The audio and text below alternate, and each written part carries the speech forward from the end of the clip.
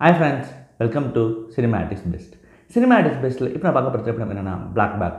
திரைப்படம் இல்லைன்னா 2025 இது வந்து பார்த்திங்கன்னா ஒரு அமெரிக்கன் நடித்த திரைப்படங்க. திரைப்படத்தின் டேரக்டர் சொல்லி பார்த்தீங்கன்னா ஸ்டீவன் சோடர்பர்க். திரைப்படத்தின் ரைட்டர் டேவிட் கோப். இந்த திரைப்படத்தில் மைக்கேல் ஃபாஸ்பெண்டர், ஜார்ஜ் உடோசா முதன்மை கதை பண்ணியிருக்காரு. அதே மாதிரி கேட் பிளாங்கெட், கேத்ரினா அவங்களோட முதன்மை கதை பண்ணியிருக்காங்க. சரிங்க, பிளாக் பேக் என்ன மாதிரி கதைக்களம் பார்ப்போங்க. கதாநாயகர் உட்ஹவுஸ் அண்ட் கதாநாயகி கேத்ரின், இவங்க ரெண்டு பேரும் கணவன் மனைவி. இவங்க ரெண்டு பேருமே வந்து ஏஜென்ட்ஸ், ஸ்பை ஏஜென்ட்ஸ். என்னென்னா ஜார்ஜ் உட்ஹவுஸ்க்கு படத்தின் ஆரம்பத்தில் அந்த ஸ்பை ஏஜென்ட்ஸ்லேயே இருக்க, ஸ்பை டீம்லேயே இருக்க ஒருத்தர் வந்து பார்த்திங்கன்னா, அதாவது வந்து நம்ம ஏஜென்ட்டில் ஒரு ரேட் ஒருத்தங்க இருக்காங்க யாருன்னு தெரியல சொல்லிட்டு ஒரு 5 பேரோட பேர் கொடுக்குறாங்க. இவங்க வந்து இங்கே இருக்கிற இன்ஃபர்மேஷனை வெளியில் கசிய விட்டாங்களோ அப்படின்ற ஒரு பாயிண்ட்டை வந்து கொடுக்குறாரு படத்தின் ஆரம்பத்தில். நாயகன்கிட்ட ஒரு நாயகனோட நண்பர்.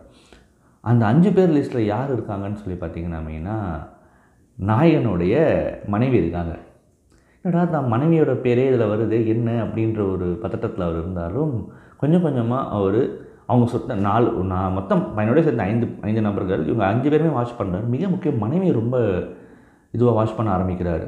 இதில் என்னென்னா, மனைவி உண்மையாகவே ஒரு டபுள் ஏஜெண்ட்டாக போயிட்டாங்களோ, க்ராஸ் பண்ணிட்டாங்களோ அப்படின்ற எண்ணத்தோடு அவங்கள ஒரு கட்டத்தில் ஃபாலோ பண்ண ஆரம்பிக்கிறார். இதை ஃபாலோ பண்ண ஆரம்பிக்கும் போது இது எந்த மாதிரி விளைவுகளை ஏற்படுத்துது? ஒன்று. ரெண்டாவது, உள்ளுக்குள்ளே கணவன் மனைவிக்குள்ள உறவுக்குள்ளே ஒன்று. ரெண்டாவது, உண்மையாகவே அவங்க தப்பானவங்க இல்லையா? இது ஏதாவது வந்து வேறு ஏதாவது சதியா? அப்படி இருக்கும் பட்சத்தில் இது எப்படி தீர்க்கப்பட்டது போன்ற கேள்விகளுக்கு பதில் சொல்கிற படம் தான் பிளாக் பேக். பிளாக் பேக் பொறுத்த வரைக்கும் வாட்ஸ் வெரி இன்ட்ரெஸ்டிங் திங் அப்படின்னும் போது பார்த்திங்கன்னா, இந்த மாதிரி ஒரு ஸ்பை ஏஜென்ட்டு, ஸ்பை ஃபிலிம்ஸ் அப்படின்னும் போது டெஃபினட்டாகவே கன்ஸு, ஷூட்டிங்கு, ஆக்ஷன் இதெல்லாம் இருக்காது. ஆனால் இந்த படத்தில் எதுவுமே கிடையாது. இந்த படத்தில் வந்து அந்த மாதிரி ஒரு ஒரு ஒரு ஒரு ஆக்ஷனுக்கெலாம் இங்கே பாயிண்ட்டே கிடையாது. இது மிக மிக சட்டிலாக, ரொம்ப சட்டிலாக ஒரு இன்வெஸ்டிகேஷன் ப்ராசஸ்லாம் தான் அந்த படம் மூவ் ஆகும். இதுக்குள்ளே வச்சிருக்கிற இவங்களோட சேர்த்து 2 கதாநாயகன் கூட ஒரு 4 கேரக்டர், இவ்வளோ தான், மொத்தம் 7 கேரக்டர் தான் படமே. இந்த 7 கேரக்டர் கூடவே இந்த கதை ட்ராவல் ஆகுது. இந்த கதை ட்ராவல் ஆகும் போதே ஒவ்வொருத்தருடைய பாயிண்ட் ஆஃப் வியூ எப்படிப்பட்டதாக இருக்குன்றதை ரிவீல் பண்ணிகிட்டே வராங்க. மிக படத்தின் ஆரம்ப காட்சியில் ஒரு டின்னரில் வந்து ஹீரோ வந்து ஒரு விஷயம் பண்ணுவார். எப்படியாவது இதில் யார் ஸ்பைன்னு கண்டுபிடிக்கிறதுக்காக தன் மனைவியோடு சேர்ந்து, அது மனைவிக்கு தெரியாது, but still you will do one thing.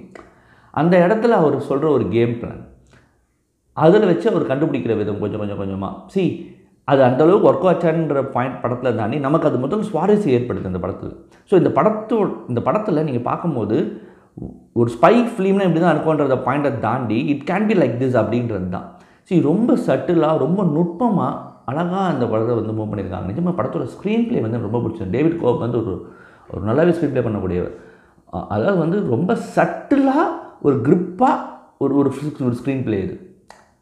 நிஜமாகவே எனக்கு வந்து இந்த படம் இந்த ஆரம்பித்து போக போக போக போக அப்படியே போய் ஒரு ஒரு ஒரு ட்விஸ்ட் அண்ட் டர்ன் வச்சு எண்டில் முடியும் போது வா நல்லா பண்ணியிருக்காங்களே அப்படின்ற எண்ணம் வந்து தாராளமாக எனக்கு ஏற்பட்டுச்சு. உங்களுக்கும் அந்த படம் பார்க்கும்போது ஏற்படும். இந்த படத்தில் வந்து பார்த்திங்கன்னா, American film, Michael Fassbender and Cate Blanchett 2 பேரும் ரொம்ப நல்லாவே நடிச்சிருந்தாங்க. அந்த கதாபாத்திரத்தை ரொம்ப அழகாகவே பண்ணியிருந்தாங்க. எனக்கு வந்து மைக்கேல் ஃபாஸ்பெண்டர் ரொம்ப சட்டிலாக பண்ணியிருந்தார். கேட் பிளாங்கெட் வந்து ஒரு மிஸ்ட்ரியாகவே இருக்கும் அவங்களோட கேரக்டர் வந்து. ஆக்சுவலாக நம்ம அப்படி தான், நமக்கு வந்து அது ஒரு விஷயத்தை போர்ட்ரே பண்ணோம் ஸ்க்ரீனில். அது நல்லாவே பண்ணியிருந்தாங்க. அண்ட் படத்தை எல்லோரும் நல்லா நடிச்சிருந்தாங்க. ஈவன் பியர்ஸ் ப்ராஸ்னன் ரொம்ப நல்லாவே பண்ணியிருந்தார். இந்த படத்தோட கேமரா ஒர்க், மிக முக்கியமாக பிஜிஎம் ரொம்ப பிடிச்சிருந்தது. ரொம்ப வந்து